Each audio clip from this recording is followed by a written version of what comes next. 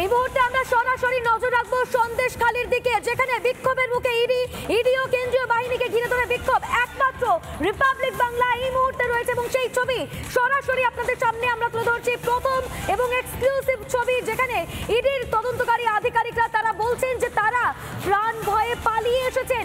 10 মিনিটের মধ্যে 1 থেকে 2000 মানুষ সেখানে জড়ো হয়ে পড়েছিলেন এবং প্রাণ হাতে নিয়ে কোনো রকমে পালিয়ে এসেছেন। গাড়িতে ভাঙচুর চালানো হয়েছে। এই মুহূর্তে সেই এক্সক্লুসিভ প্রথম ছবি রিপাবলিক বাংলা আপনাদের সামনে তুলে ধরেছে।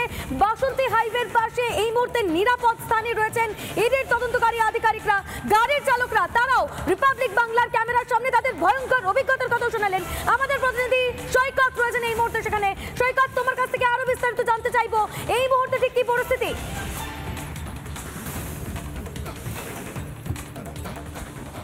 দেখো, এই মুহূর্তে ইডি আধিকারিকরা রাস্তার মাঝে একটা জায়গায় রয়েছেন, সেখানে তাদের গাড়ি ভাঙচুর করা হয়েছে।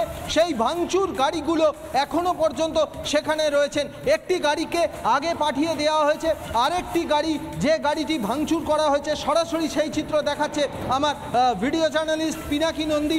আরও একবার দেখাচ্ছে যে এই অফিসার এবং এখানে একজন ব্যাংকের অফিসার রয়েছেন এবং এই গাড়িটি পেছন থেকে সম্পূর্ণরূপে ভাঙচুর করে দেওয়া হয়েছে। এই ভাঙচুর করা গাড়িগুলি কিন্তু ইডির আধিকারিকরা তারা নিয়ে গিয়েছিলেন, তারা তাদের তদন্তের কাজে ইউজ করেছেন, তারা তাদেরকে তদন্তের কাজে নিয়ে গিয়েছিলেন এবং কেন্দ্রীয় বাহিনীর আধিকারিকরা, কেন্দ্রীয় বাহিনীর জওয়ানরা যেটা বলছেন, যেটা বলছেন যে রীতিমতো আতঙ্কের পরিস্থিতি। তাদের সঙ্গে আরেকবার কথা বলে নেব। दादा, सिचुएशन की 17 लोग अभी सिचुएशन अभी बाद में बताएंगे। এই মুহূর্তে তারা কিছু বলতে চাইছেন না। পরিস্থিতি কতটা সরাসরি সেই চিত্র দেখাচ্ছি আমরা, যে এই যে গাড়িটি সম্পূর্ণরূপে ভাঙচুর করে দেওয়া হয়েছে। গাড়ির সামনে ফ্রন্ট গ্লাস, গাড়ির রেয়ার গ্লাস, ব্যাক গ্লাস, গাড়ির সাইডের উইন্ডোগুলো সম্পূর্ণরূপে ভাঙচুর করা হয়েছে। এবারে ধীরে ধীরে তারা এগিয়ে যাচ্ছেন। একটি গাড়ি বেশ কিছুটা এগিয়ে গিয়ে কিছুটা দাঁড়িয়ে রয়েছে, আরেকটি গাড়ি তারা এগোচ্ছে। কেন্দ্রীয় বাহিনীর জওয়ানরা তাদের ঊর্ধ্বতন কর্তৃপক্ষের কাছে ঘটনার সম্পূর্ণ বিবরণ দিচ্ছেন। সব মিলিয়ে রাজ্যে তদন্ত করতে এসে কেন্দ্রীয় বাহিনী তথা কেন্দ্রীয় তদন্তকারী সংস্থা এনফোর্সমেন্ট ডিরেক্টরেট মারাত্মকভাবে আক্রান্ত।